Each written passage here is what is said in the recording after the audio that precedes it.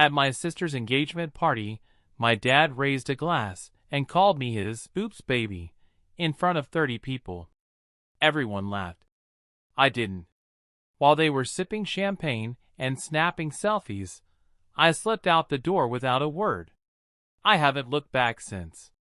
Hi Reddit, I'm Nora, 26F, and this story isn't about one bad joke. It's about the moment I realized I was never part of the family they claimed to love. And how, for the first time in my life, I finally walked away. This happened a few months ago, and it still replays in my head more often than I'd like to admit. I tried to explain it to friends, but the reaction is always the same. He really said that out loud? Yes, he did. And it wasn't even the first time. Let me give you some context. I'm the middle child. You already know where this is going. My older brother, Landon, 29M, was always the pride of my dad, Rob. Honor roll, football, career in finance, married by 25. My younger sister, Chloe, 23F, is the golden child. Sweet, bubbly, freshly engaged to her college boyfriend, and dad treats her like a princess. Me? I've always been the question mark. The artsy one. The one who studied literature instead of accounting. The one who moved to a different city after college and didn't settle down right away. To my dad, I was the wild card. And not in a fun, spontaneous kind of way, more like the "what are we gonna do with her?" kind of way. He's never been outright cruel, but his comments always come with a smirk and a sting. Subtle digs about my job, about how I still haven't figured things out. Jokes about how I'm the one who keeps us on our toes. And yes, the mistake. That's what he's called me more than once. Usually, it's under his breath. In passing. One time, when I was 15 and overheard him telling my mom, "Well, you didn't want a third kid anyway." I told myself it didn't hurt. I told myself he didn't mean it. But when you hear the same thing enough times, it carves itself into you. So fast forward to Chloe's engagement party. It was a Sunday afternoon at my parents' house. Big backyard, lots of family friends, trays of finger food, a champagne bucket, and twinkle lights even though it was 3 p.m. The whole suburban fantasy. I was nervous about going. These family events always make me feel like I'm playing a part one never auditioned for. But I told myself it was Chloe's day, and I could push my feelings aside. Everything was fine, until the toasts. Dad, of course, stood up first. Glass raised, voice booming, full of confidence. He started off sweet. Talked about how proud he was of Chloe, how happy he was for her and her fiancé. He cracked a joke about how she used to dress her dolls like brides, and now look where she was. Everyone laughed. Then he said, "And of course, we can't forget my middle child, Nora. My oops baby." The room froze for a half second. Then laughter. Soft at first. Then louder. My brother laughed. Chloe giggled behind her glass. My mom gave that tight smile she uses when she doesn't want to cause a scene. And Dad? He was grinning like he just told the funniest joke at a wedding. I stood there frozen. Every part of me felt like it had been turned inside out. Not because I didn't already know what he thought of me, but because he was comfortable saying it out loud. In front of everyone. "And hey," he added, "she turned out okay, right? Bit of a surprise, but we kept her." We kept her. Like I was a puppy they found on the side of the road. People were still chuckling, but the laughter felt far away. Like it was happening underwater. My face was hot. My palms were sweating. My vision started to blur, not from tears, but from sheer disbelief. Because this wasn't a slip of the tongue. This was a punchline. And I was the joke. I don't remember deciding to leave. My body just moved. I grabbed my bag, walked through the crowd, and headed straight to the front door. No one stopped me. Maybe they didn't even notice. But that moment, me walking away in silence while my dad kept talking like nothing happened, that was the moment everything changed. The drive home was quiet. No music. No tears. Just me gripping the steering wheel so hard my knuckles turned white, replaying that toast over and over in my head. My oops, baby. But we kept her. It wasn't just a joke. It was confirmation. Confirmation that I had never really been seen as an equal in my own family. That even in a moment meant to be about love and celebration, my existence was just a punchline. By the time I got home, my phone had already started buzzing. First a text from Chloe. Hey, where'd you go? Is everything okay? I didn't answer. Then Landon. You left kinda suddenly. Was something wrong? Still, I said nothing. I needed space. I needed silence. I didn't want explanations. I didn't want apologies that would only come after I pointed out how hurt I was. Because here's the truth, they knew. They had always known. I sat on my bed, scrolling through social media just to distract myself. I liked a few random cat videos. Watched someone frost a cake. But nothing stuck. My head was too loud. Then my dad started calling. Voicemail after voicemail. First cheerful. Hey kiddo, didn't see you before you left. Hope everything's okay. Then confused. We're just trying to understand why you bailed like that. It was Chloe's day. And then, predictably, angry. If this is about that toast, come on. Lighten up. It was a joke. You need to stop being so sensitive. Sensitive. That's what it always came down to. It wasn't his behavior that needed adjusting. It was me. I was the one who needed thicker skin. I was the one who didn't get the joke. By day 2, the messages had morphed into guilt trips. Chloe texted. I get that you were upset, but you kind of made it about you. I wish you'd just talk to us instead of disappearing. Landon chimed in with, this is getting out of hand. You're turning a harmless joke into a drama. Come on, Liv. And then, Mom. She never calls. She barely texts. But she messaged me directly for the first time in weeks. Nora, your father is really upset. You need to call him. We're all disappointed in how you handled this. Don't make things worse. Disappointed. That word sank into me like ice water. I wanted to scream. To ask her how she could watch her husband call her daughter a mistake in front of a crowd and still think I was the one who needed to fix it. But I didn't scream. I didn't reply. I just stared at the screen for a long time until the letters blurred. This was how it always went. Dad says something sharp and cruel. Everyone laughs it off. And when I don't play along, I'm the problem. That night, Dad left one final voicemail.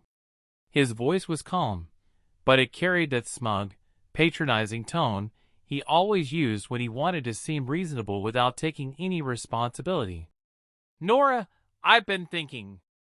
I didn't mean to hurt you, okay? But seriously, you've got to stop being so sensitive. Everyone laughed. Maybe you need to grow up a little. Still waiting for you to grow up, he said. That was the moment something snapped. Not in a wild, angry way, but in a final way. I wasn't the one who needed to grow up. I had grown. I had evolved. I had learned how to stand on my own. He just couldn't see it, because seeing me clearly would mean admitting he'd been wrong all along. Instead, he chose the easier route, blame me. Make me the emotional scapegoat. That night, I deleted the voicemail. Not out of spite, but because I finally accepted something I'd been denying for years. They were never going to get it. And I was done trying to make them. You ever reach a point where you're so done, so emotionally exhausted, that you stop wanting revenge and start wanting freedom? That's where I was. But freedom, it comes with a choice. You either walk away quietly and let them rewrite the story, or you take control of the narrative yourself. I chose the second option. It started small. I pulled out a notebook I kept tucked in my desk drawer for years. Inside were bits and pieces of moments I never said out loud, things my dad had said to me that I had brushed off or buried. "Why can't you be more like your brother? I swear you're allergic to responsibility. You know you weren't exactly planned, right?" They weren't memories. They were patterns. And I was done pretending they didn't matter. I began sorting through everything. My savings, my job contracts, my legal rights. I wasn't dependent on them. I never really had been. But I had tolerated them. I had played nice for birthdays and holidays, kept things light for the sake of family. No more. I didn't want to yell or send long paragraphs explaining my side. I didn't want to be pulled back in with fake apologies or another voicemail that started with, "Look, I didn't mean it like that." I wanted a clean break, and something poetic to go with it. My dad, Rob, owns a mid-sized construction company. He's always been proud of it. At parties, he brags about it more than he brags about his kids.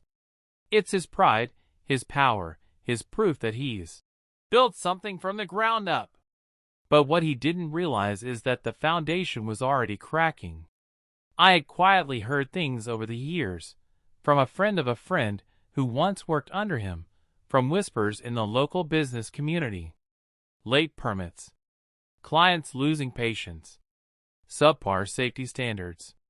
Nothing illegal, just enough vulnerability. So I made a few calls. Legal? Yes. Ethical? Depends who you ask. I never spread lies. I just asked the right questions to the right people. Planted a few seeds. And like any shaky structure, once the cracks are exposed, things start to crumble on their own. Meanwhile, my family continued their campaign.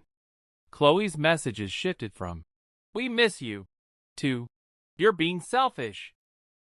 Landon sent voice notes about how families fight, and this is all way too dramatic.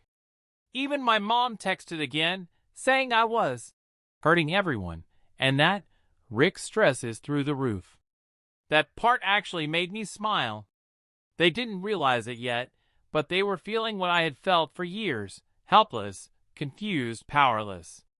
Except I had done all of this without yelling, without insults, without slamming a door. I simply walked away and let the silence work louder than any scream ever could. A week later, my dad sent a final text. "You really are the problem, Nora. Maybe if you stop being so selfish and childish, you could be part of this family again." I stared at the message for a long time. It wasn't surprising. What was surprising was how calm I felt reading it. No tears. No tightness in my chest. Just clarity. I wasn't part of that family anymore. And I was okay with that. I replied with one message. "Enjoy the fallout. I'm done pretending I'm the problem." Then I blocked his number. And I blocked Chloe's. And Landon's. And even my mom's. Not out of cruelty. Out of peace. Because once you realize you've been living your whole life trying to earn space in a room you were born into, and they still keep pushing you to the edges, it's time to leave the room. I thought blocking their numbers would be the end of it. And for a little while, it was. The messages stopped. The buzzing silenced. I breathed easier. I worked better. I even started sleeping through the night without waking up angry at dreams I couldn't remember. But freedom doesn't always come quietly. Sometimes it knocks on your door. Literally. It was a Wednesday afternoon. I was working from home, drinking cold coffee and reworking a client's website when I heard it. A knock. Not a casual one. Firm. Familiar. Rhythmic. I knew before I even looked. It was him. My dad. He looked different. Not in a dramatic movie kind of way. He wasn't in tears or falling apart. But he wasn't the polished man from the party either.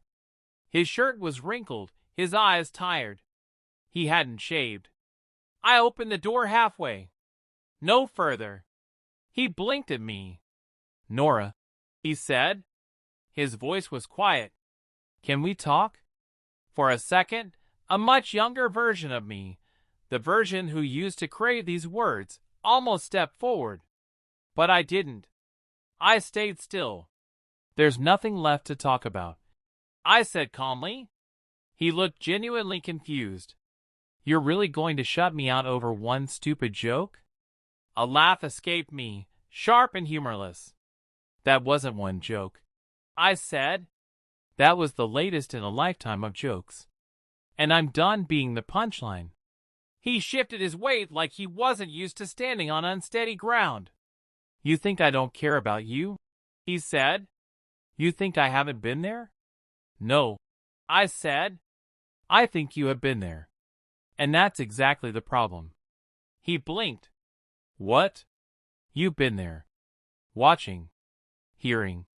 Laughing. Shrugging off every time you chipped away at me with one of your jokes. You were there when you called me the mistake. You were there when you told people I was your surprise. You were there, but you never stood up for me. Not once." His mouth opened, then closed again. For once, he didn't have a quick response. No dad joke. No patronizing wisdom. Just silence. "I'm not here to punish you," I said. "I'm not here to fix anything. I just want you to know, I'm done waiting for you to see me."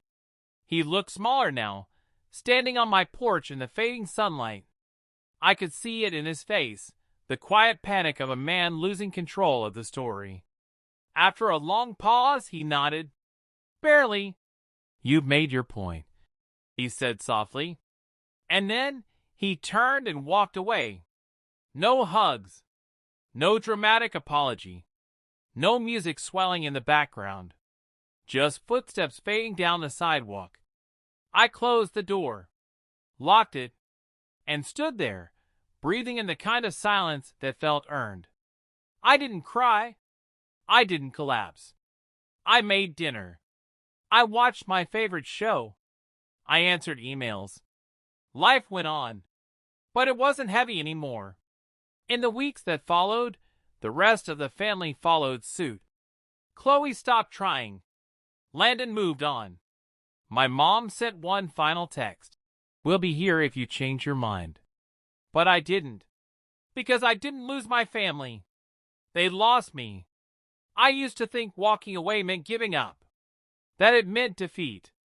But now I know it's the opposite. It's the most powerful thing you can do when the people who claim to love you are the ones hurting you the most. Now, I wake up in a home that feels like mine. I spend my weekends with people who don't see me as a background character in someone else's story. I celebrate my own wins. I rest when I need to. I speak kindly to myself. And I laugh again. But this time, not at anyone's expense. Especially not mine.